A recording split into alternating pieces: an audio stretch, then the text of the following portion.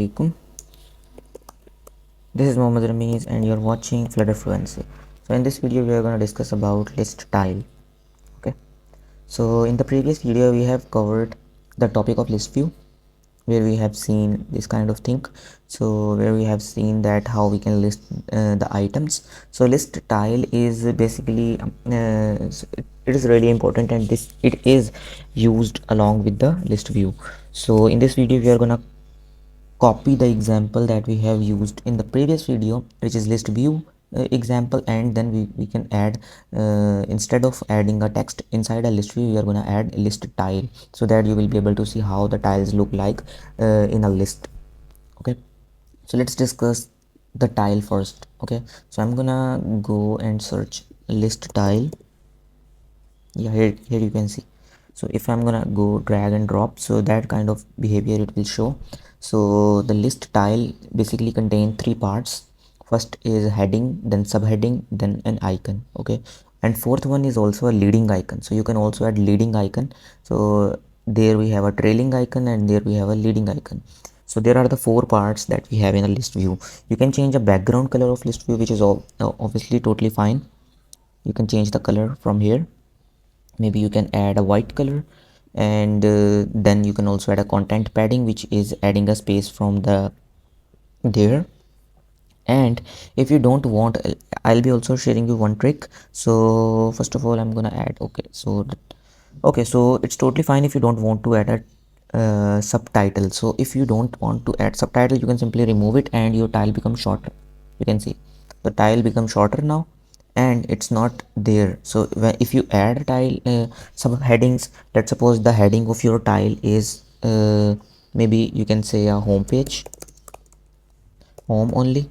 So it's a home, and then if you want to describe the home tab, so you can say that home to view the stats and place the order. So if you want to do if you want to perform this kind of thing, so you can add to describe your heading, which is known as subheading. Okay, that's fine. So first of all, what I'm gonna do, I'm gonna make it to the add the padding from both every side 12 pixels, so now it's look good. Okay, so we know the heading, we know the subheading as well. So let's talk about the icon part. Okay, you can simply change the styling here. You already know, we have already discussed a lot of time about the styling of text widget. So this is basically a text widget which is using as a subheading or heading. You can also add shadow or something like that. So here you can see that now we have a trailing icon and leading icon. So right now leading icon is none, that's why it's on attached to the leftmost wall. So let's suppose if I want to add a home icon, so I'm gonna search home, and you can see the icon is there. I'm gonna change the color, set the color, which is this. And if you want to change the icon color of a trailing, so you can also add maybe info. Okay, so yeah, that kind of thing you can do easily. Okay, there's a one more hidden feature which I want to tell you. So if you want to slide your tile, and let's suppose if you are using this tile into your cart, e-commerce application and cart, and you know when we slide the tile, so it will show delete or favorite. So if you want to achieve this kind of scenario, so you can also do this thing using slidable. So this option, you need to enable this option, and if you do this thing, so it will be looking like this. So open slide, and you can add an action onto the slide.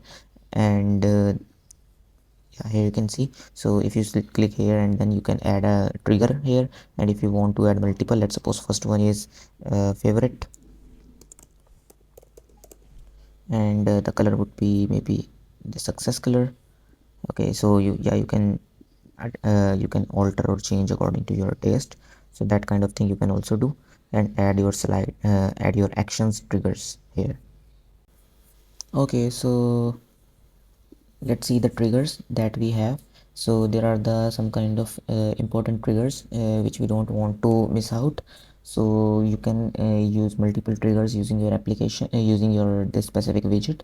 So you can either tab on it, or you can double tap on it, or you can long press on it, or you can double tap to cancel. If you double tap, but before double tap, if you move this thing like this, so it will used as double tap to cancel feature.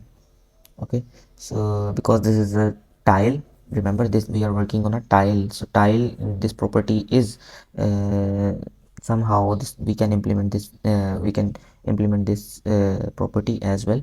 So let's suppose if you move quickly, so you can use this thing. So although we will be covering each of the action triggers in a separate video because there are a lot of triggers. So if I cover all of these triggers in a one video, so it would be a long video.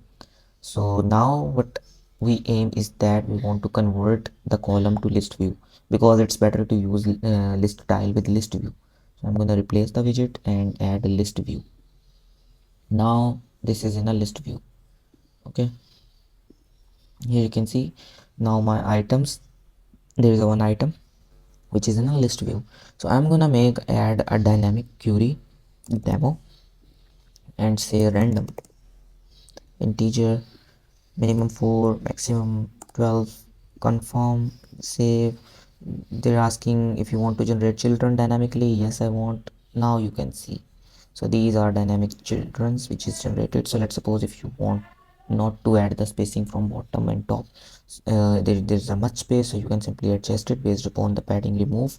And now you can simply add a padding on your list view, not a list tile. So I'm gonna make add 12, so like this. And we have a property item spacing which we can add 12 here, and now there is only a 12. Previously there was a 24. 12 from bottom, 12 for top, so there was a 24 pixels. Now it's fine. So that's how you can simply create your list tile and you can use it along with your list view. So this is it for this video, and thank you so much for watching, and you're liking my videos, which is a good source of motivation for me, and I'll create many more videos for you every day. So right now we just hit the target of videos by 34, and there are around a quarter milestone which we have completed in the count of videos. So there are many more videos. Like in the Flutterflow, I'm gonna create more than 100 videos.